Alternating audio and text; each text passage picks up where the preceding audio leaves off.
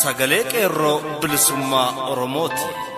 Sagaleen qeerroo bilisummaa Oromoo torbaanitti guyyaa 3 facaasaa yookaan kibxata kamisaa fi jimaata akka lakkoofsa sa'a Oromootti galgala keessaa sa'a 7:00 hanga 8tti meetir baandii 16 yookaan kiiloo heerzii 17,840 irratti qilleensa irraan isiniif darbuudha. Kun sagalee qeerroo bilisummaa Oromooti.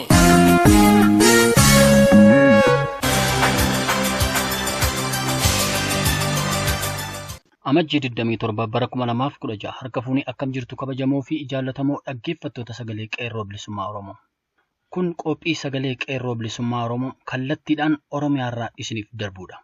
Akkuma barame jalqabarratti oduu karaa jaallebiiftuu galgaloo isin dhageessisuun sagantaa keenya guyyaarraa eegalla.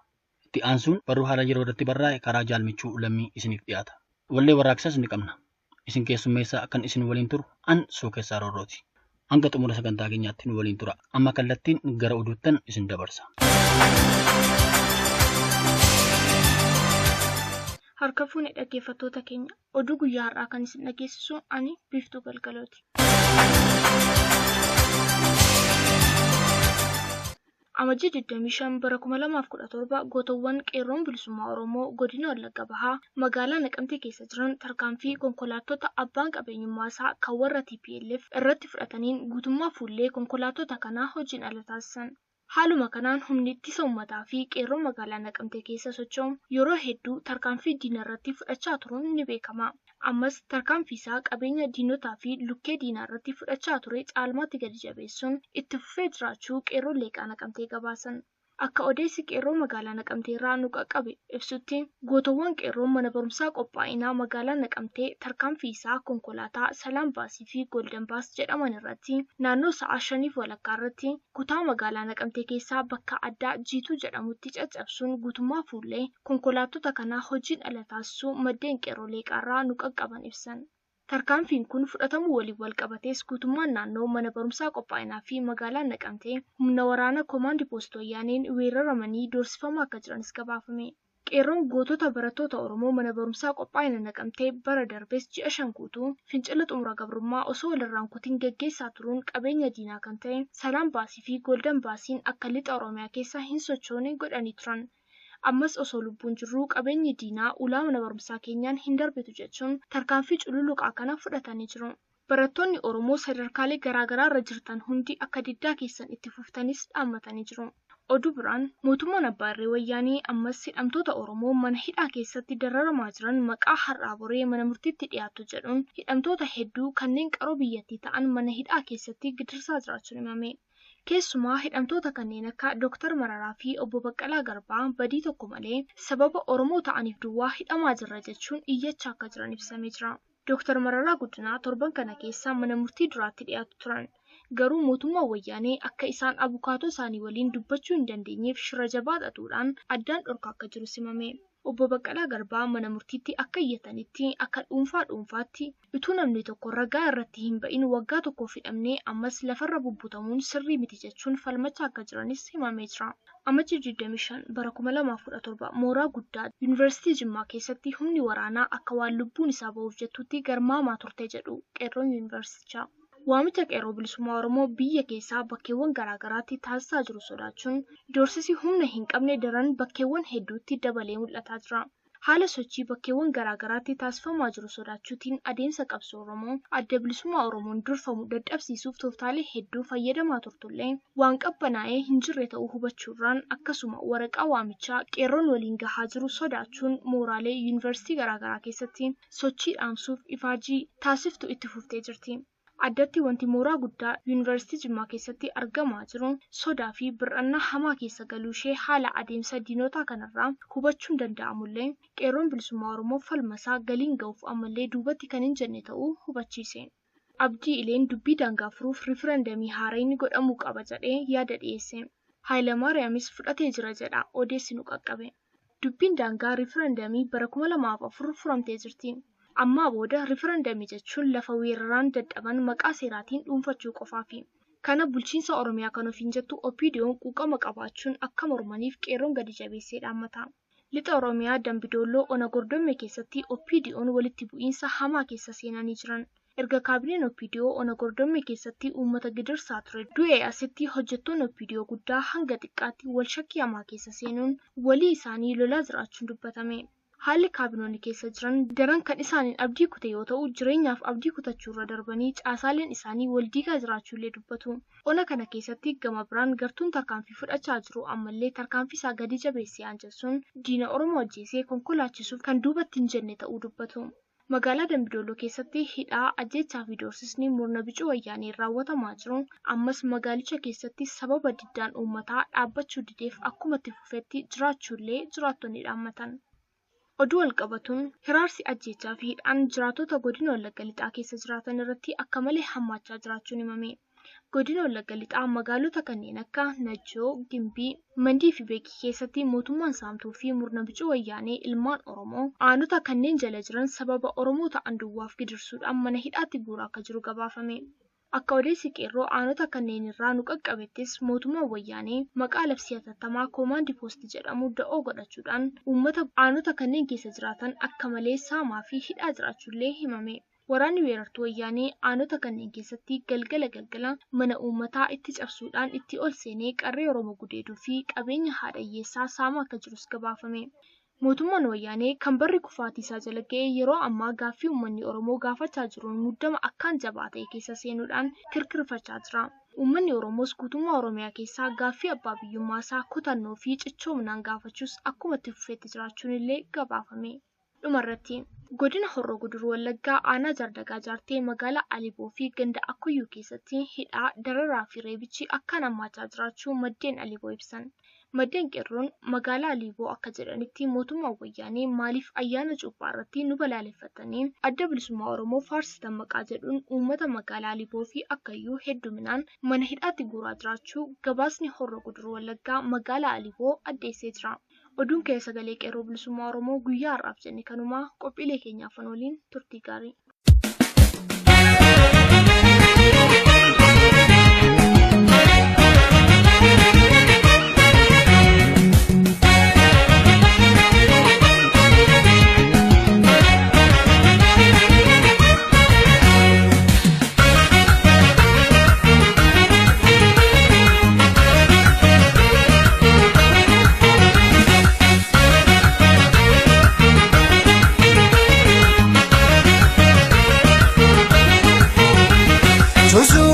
Jiron itu wamesu Baby pawisaba Hibib nagesu Oggano tekenya Nuti sinjalana Abdi bilisuma Simbale matana Manu tokota Jalan ko kamana Maraga bumada Nutsini risina Manu tokota Jalan ko kamana Maraga bumada Zineresma Chosuma chichiron Ito wamesu Baby pawisaba Hibib nagesu Oggano tekenya Nuti sinjalana Abdi bilisuma Simbale matana Manu tokota Jalan ko kamana Maraga bumada Zineresna Manu tokota Jalan ko kamana Maraga brumada Zineresna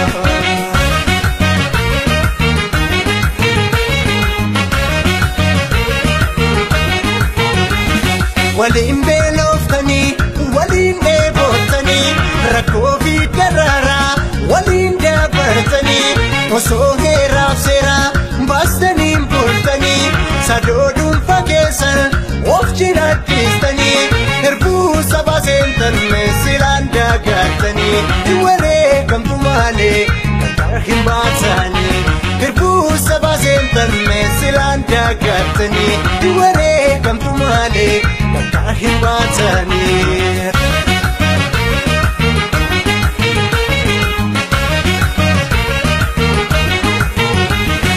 Waa'een Oromoo garamitti deemaa jira? Oromiyaan seera waraanaa jala jirti. Kunoo erga mootummaan warra wayyaanee labsii seera waraanaa baasee biyya abbootii gadaa fi haadhotii siiqqee kottee gita bittuu Tigraay TPLF jalatti argamti. Uummanni Oromoo guddichii fi uummattoonni Impaayera Itoophiyaa marti waggaalee 25 dabran kana keessa kotteedhuma warra wayyaanee kanaan dhidhiitamaa jiru. Ammoo haala isa ammaa kana kan adda isa taasise fincila diddaa garbummaa kan otoo walirraa hin citiin waggaa tokko ol Oromoon Oromiyaa guutuu keessatti adeemsisaa jiru kana. Fincilli Oromoo kun kan naannoo Oromiyaa tokko yookaan 2-3 keessa qofatti oofame otoo hin taane kan godinaalee mara keessatti baadiyyaa irraa hamma magaalaatti godhamedha. Gandi Oromoo fi magaalaan Oromoo kan fincila kana keessaa qooda hin qabne barbaadamee argamuu hin danda'u. Fincilli seena qabeessichi kun Oromiyaa guutuu dhuunfachuu bira kutee saboota biroollee fakkeenya ta'uun ol kakaasee jira. Dabaleessoo fincilli kun Oromiyaa fi Itoophiyaa bira dabree addunyaa guutuu keessatti beekamee mul'ata. Kan biraa hafee guyyaa leencichi Oromoo Faayisaa Leellisaa Oloompiyaa Riyoo irratti mallattoo yookiin aasxaa fincila Oromoo ol kaasuun mul'ise san uummattoota dachee tanaa kan biiliyoona 2 ol ta'antu daawwate. Gaaf sana irraa jalqabee Oromoo fi Oromiyaan gurraa fi qalbii uummattoota addunyaa keessatti galmeeffamanii argamu. Otoo haala kanaa olitti ibsame keessa jirruuti kan irreechi baranaa hora Arsadee magaalaa Bishooftuu keessatti ta'e. Ayyaana kabajamaa fi daran jaallatamaa kana irratti kan warri wayyaanee bineensummaa fi garjabummaa isaanii ifumatti addunyaatti agarsiifatan. Uummata Oromoo uffata aadaa isaa kan jiraa nama dhiisii du'aayyuu hawwatu saniin jifaaramee meeshaa duudhaa Oromoo kan sonaan miidhagu qabatee san irrattis daraaraa aadaa yookiin keelloo fi coqorsa qabatee ba'e irratti loltuu isaa bobbaasee namoota 700 ol battala achumatti galaafachuun kanneen kumaatamaan lakkaa'aman immoo madeesse. Dabalees namoonni xiyyaarota samii irraa gaazii boochisaa fi boombii gad roobsan jalaa baqatuu fi boolla itti yaadamee duraan kanumaaf qopheeffame keessatti dhume. Hayyoo hoosiftuu fi mucaan harmaa jaartii fi jaarsa hedduun boolla kana keessatti jiraa isaanii awwaalaman. Oromoota miliyoona 2 ol ta'an yeeyyiiwwanii fi waraabeyyiin wayyaanee baran akkanatti keessummeessite. Oromoota ta'an callaa otoo hin taane uummattoonni addunyaa tanaa hedduun muu yaa wayyaanee bati jechuun bineeyyii tana abaare. Namoota uummanni Oromoo akkanatti waliigaluun abaare waaqnis isaan abaaruun hojii harka isaanii akka kennuuf mamii hin qabu. Dhumaatii uummata Oromoo isa gaafa irreechaa kana booda bariituu isaa uummanni Oromoo aarii hamaa fi onnee cimtuudhaan buqqa'ee ba'uun dachee sochoose. Sabbanni, Daalattiin, Hoolonni, Sululti, Lagni Xaafoo, Aqaaqiin, Sandaaf, Bishooftuu fi kanneen tarreessinee fixuu hin dandeenye socho'ee lafa sochoose. Warri wayyaanee Oromiyaan nu harkaa baate jechuun hatattamaan labsii seera waraanaa kana baasan. Seerri sanii kun baatii 6 hojii irra oola. Erga seerri kun baafamee as loltoonni wayyaanee gandeenii fi manneen Oromoo keessa labuun halkan dukkana uffatanii uummata Oromoo dararaa saamaa waan barbaadan akka barbaadanitti hojii irra oolchaa jiru. Qabeenya uummataa saamuu, namoota reebuu, waxaluu, hidhuu fi tumuu bira darbanii dubartootaa fi shamarran Oromoo abbootii warraa hidhamanii fi maatii isaanii fuulduratti gudeeduutti ka'an. Biyya mootummaan tokko nan bulcha jedhu tokko dhiisiitii mandarri shiftaa fi gaadduun weerarame tokkollee akkanatti bulfamee hin beeku. Kunoo amma wanbadummaa fi bineensummaan warra wayyaanee ifumatti mul'achaa jira. Garuu uummanni fi sabni Oromoo qabsoo bilisummaa isaa irraa duubatti hin deebine. Amma mootummoonni biyyoota ambaa kanneen akka biyyoota tokkummaa Awurooppaa fa'aa dararamaa fi roorroo uummanni Oromoo keessa jiru beekaa dhufaniiru. Fakkeenyaaf caffeen Awurooppaa yookiin Eurooppiyaan Paarlaamantii dhiyeenya kana dureewwan Oromoo keessaa Dr. Mararaa Guddinaa akkasumas atileetota Oromoo keessaa obbo Faayisaa Leellisaa affeeruun waa'ee haala ammaa Oromiyaan keessa jiru irratti haasofsiisanii turan. Kan nama dhibuu fi nama aarsu Dr. Mararaan akkuma Finfinneetti deebi'een mana hidhaatti galchuu isaaniiti. Sababni isaas shororkeessitoota wajjin haasofte qunnamtii goote kan jedhuuni. Jarri taayitaa fi qabeenya Oromiyaatiin maraate kun miseensota caffee Awurooppaa aadde Aanaa Gomosfaa obbo Maartin Shoolzifaa shororkeessitoota se'an immoo maal dubbiin. Amma jarreen kun karaa lamaan funyoo ittiin of fannisan ofumaan qopheeffachaa jiru. Funyoo warri wayyaanee kurfeeffatan kana mee kanaan gaditti bal'inaan haa ilaallu.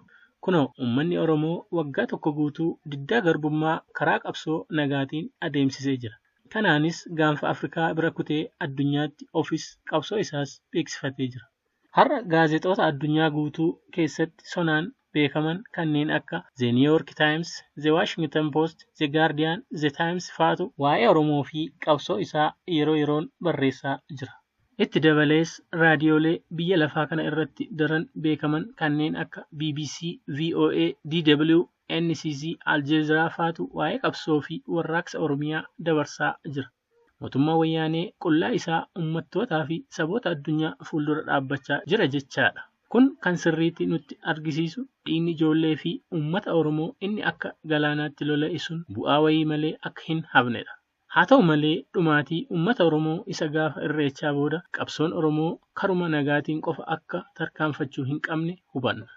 Dureewwan wayyaanee sammuu isaanii isa akka yaaduuf uumame san boollatti darbatan kun dirqamaan uummata Oromoo bal'aa fi saba Oromoo guddicha kana gara qabsoo hidhannootti dhiibaa jiru.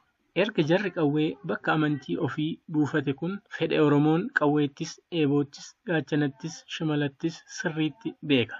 Ilmaan qeerransootaa fi leencotaa gorra'anii qe'ee qeerransootaa fi leencotaa dhuunfatanii nagaan jiraachuun yoom argamare.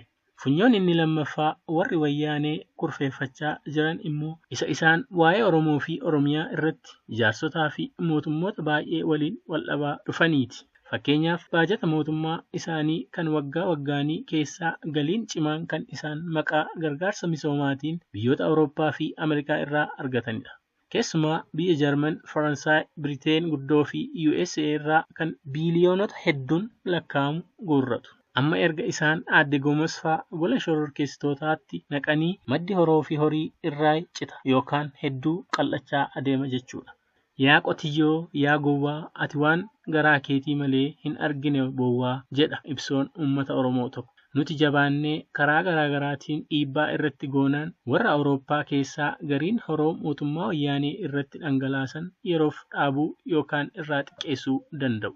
Karaa kanaan dhageettiin Oromoo fi Oromiyaan karaa miidiyaalee biyya lafaa argachaa dhufan hedduu nu deeggaruu danda'a. Mee amma otoon barreeffata kana hin xumuriinan wanneen daran barbaachisoo ta'anii fi nu irraa eegaman armaan gaditti tokko tokkoon lafa kaaya. Wanneen kun qabsoo fi warraaqsa saba Oromootiif hedduu kan barbaachisan waan ta'aniif akka laayyootti ilaaluun bira darbuun gaarii miti. Dubbii tana hundi keenya sirriitti itti yaaduu fi fiixaan baasuuf tattaafachuu qabna. Yoo abbaan iyye ollaan namaaf birmata jedha mammaaksi Oromoo tokko. Amma dammaqinni sabaa inni Oromoon irra ga'e sonaan hedduu gammachiisaa fi mirqansaadha. Haa ta'u malee nuti fiixaan baaneerra jenneetoo haara baafachuu otoo hin taane irra caalaayyuu irratti hojjechuu qabna. Amma Oromummaan goomee daraaree lalisaa waan jiruuf eenyumtuu akka durii nu Oromoota kutaadhaan, amantiidhaan, gitaa fi jiru jireenyaatiin addaan nu qoqqooduu hin danda'u. Ammaan tana Oromoon keenya alaamanaa, Oromummaa, birmadummaa, bilisummaa, walabummaa jechuun tarkaanfachaa jira. Maarree ammas kana caalaa caalchifnee bilisummaa Oromoo, walabummaa Oromiyaa jechuun halka wal qabannee garma fuulduraatti tarkaanfachuu qabna. Abadan kakuudha, laguudha, hooda mootummoota Habashaa, faashistootaa fi naazota kanneen akka mootummaa Minilik, mootummaa Dargii fi mootummaa Wayyaanee tan ijoollee fi dhalootatti hin dabarsinu. Amma jaarmolee taaligaa addoota bilisummaa Oromiyaa fi ijaarsota kaan danuu qabna. Garuu isaan kun walitti dhufuun tokkummaa jaarmoota Oromoo hundeeffachuun dirqama. Dirqama kan isa taasisu yoo kun ta'e malee waan nuti galma keenya ga'uu hin dandeenyeef. Kan nama dhibuu fi dabreeyyu kan nama gaddisiisu yeroo dhalawwan Oromoo biyya gadaa guutuu irraa ka'uun dachee sochooftee diina Oromoo fi Oromiyaa dhaabbii dhowwitu ijaarsonnii fi gurmeewwan Oromoo tokko tokko wal gaarreeffachuu bira kutanii arrabaan walitti bu'uu isaaniiti. Qaanii fi salphina hunda keenyaati. Dhiigni uummata Oromoo barana akkasitti dhangala'e kun maal nuun jedha laata? Nuti ammas akkuma kanaan duraa sagalee keenya jabeessinee ol qabuun jaarmoleen Oromoo wal ta'uu qabu jenna. Kan galma tokko keessatti yookaan odaa tokko jalatti yaa'ee walii galteen wal ta'uu qabu jaarmolee mal bultii yookiin siyaasa callaa akka hin taane beekuu qabna.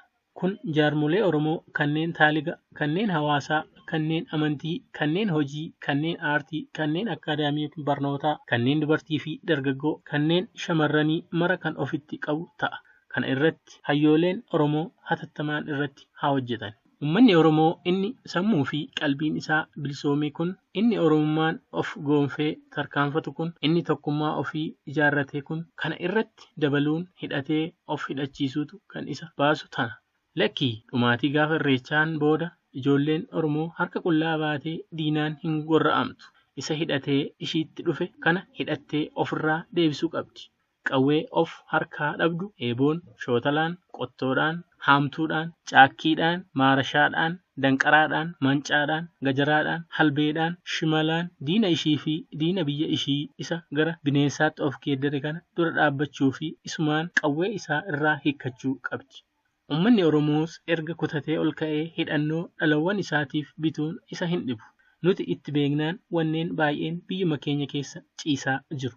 Diina nu nyaachaa jiru kana irraa hidhannoo isaa hiikkannee of hidhachiisuun namaanis waaqaanis eebbifamaadha. Nuti amma daddaballee Oromoota ijaarsota diinaa fi waraana diinaa keessa jiraniif waamicha harmee Oromiyaa dabarsuufii qabna. Miseensonni OPDO akka bobaa diinaa jalaa ba'uun uummata isaaniitti makaman waamicha walirraa hin cinne gochuufii qabna. Dhiibbaa garaagaraa dhiibbaa waaqaa lafaa irratti adeemsisuutu kan nama baasu kana. Hoggaan kana jedhu dureewwan OPDO isaan tolaa fi rakasaan warra wayyaaneetti of gurguran jechuu kiyya otoo hin taane miseensota waloo kanneen kitila hedduun lakkaawaman jechuu kiyya. Akkanuma ilmaan Oromoo warra waraana diinaa keessa jiraniif waamicha cimaa cimsinee yeroo yeroon dabarsuufii qabna. Nuti dhalawwan Oromoo kanneen addunyaa mara keessa faffacaanee jirru karaa adda addaatiin uummata keenya gargaaruun seeruma. Gargaarsi kun gargaarsa horooforii callaa miti. Kun karaa beekumsaa fi muuxannoo, karaa ijaarsaa fi dippiloomaasii fa'aa kan of keessatti hammatu ta'a. Gochaa Faayisaa Leellisaa Olompika Riyoo irratti adeemsisee as addunyaan Oromoof Oromiyaa gurraa qabdi. Nuti carraa kanatti dhimma bahuun qabsoo fi warraaqsa uummata keenyaa isa ammaa caalaa beeksifachuu qabna. Nuti mana lamii yookiin imbaasii tokkollee hin qabnu. Lamiin yookiin ambaasaaddarri Oromiyaa nu dhalawwan Oromoo warra bineensummaa mootummoota Habashaa baqachuun biyyambaa yookiin diyaaspooraa jiraannu. Nuti uummata Oromoo aannanii fi abbaa aannanii, dammaa fi abbaa dammaa, beekaaf gorsaa kam himnee kam dhiifnaa miti. Uummata dhala namaa dhiisiitii bineeyyii fi shimbirroolee biqiltuuf margaafuu bakka guddaa kennuuf san keessaa baane. Uummata akkanaa kana kottee diinaa jalatti dhiifnee ciifnee bullaare. Kanaaf sonaan wal taanee karaa maraanuu uummata keenya cinaa ijaajjuu qabna. Injifannoo uummata Oromoof gadaan gadaa bilisummaati. Horaa bulaa barreessaan barruu kanaa Taammanaa Bitimaa ture. Qalamni kee haa mirkisu jenna. Anaatu beelaa oduu adii aduu anaatu deebiota naaf dhugii jabaaduu jechuun kan lubbuun walirraan kusanne ibsuujaaf wallabu kan taasan dandeenye. Hafuura jaallumaa dur waliif qabdanii har'aa maaltu taanaan garaa jabaatanii gargar fagaachuunii. Tokkummaa jabeessa tokkummaa jabeessa oota qabummaa maaloo nurraa kaasa walloo gabrummaadha maaloo nurraa cabsa jalaa tokko jaala walumaan teessaniif yaa beelesummaa kana waa turtanii wal'aanee sinbiira kufaanis yaadadha maaloo faajjii jara kaasuudhaaf jabaadha.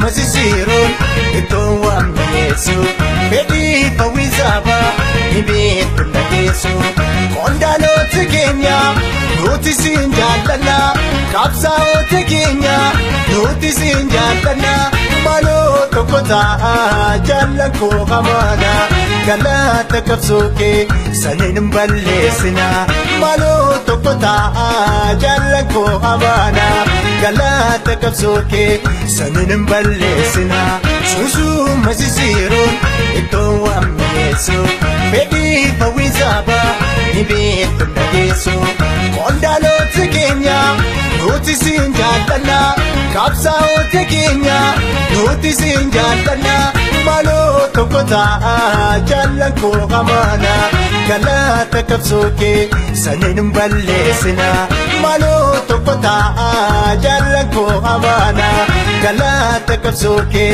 saniin balleessina.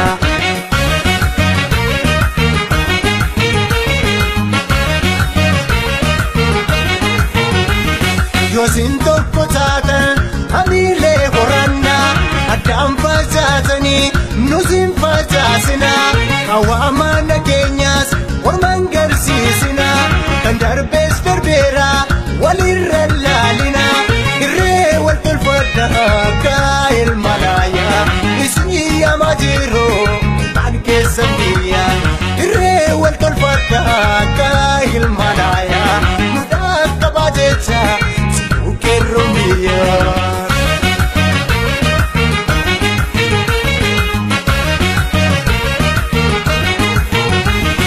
Safmuranoda Wamara tertani Kapsokana Arrasinge sani Ayufbeka kama Yota kubera Yaufiti kama Sisa senara Yuabanisku Enel madar pedala Warratini Murgaru rakoda inu darbedala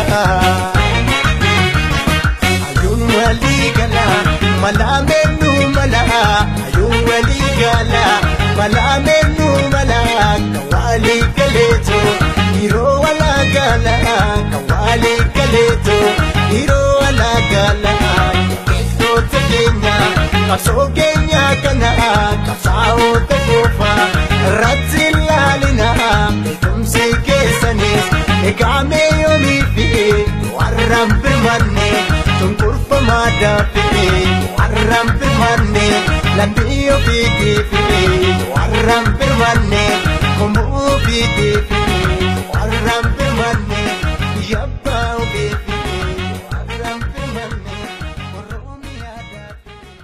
Egaan dhaggeeffattoota keenya qophii keenya sagalee qeerroo bilisummaa Oromoo guyyaa har'aa asuma irratti goolabna. Nu waliin turuu keessaniif galanni keessan bilisummaa haa ta'u. Sagantaa keenya guyyaa biroon hanga walitti deebinutti nagaan nuuf tura. Injifannoon uummata Oromoof. Gadaan gadaa bilisummaati.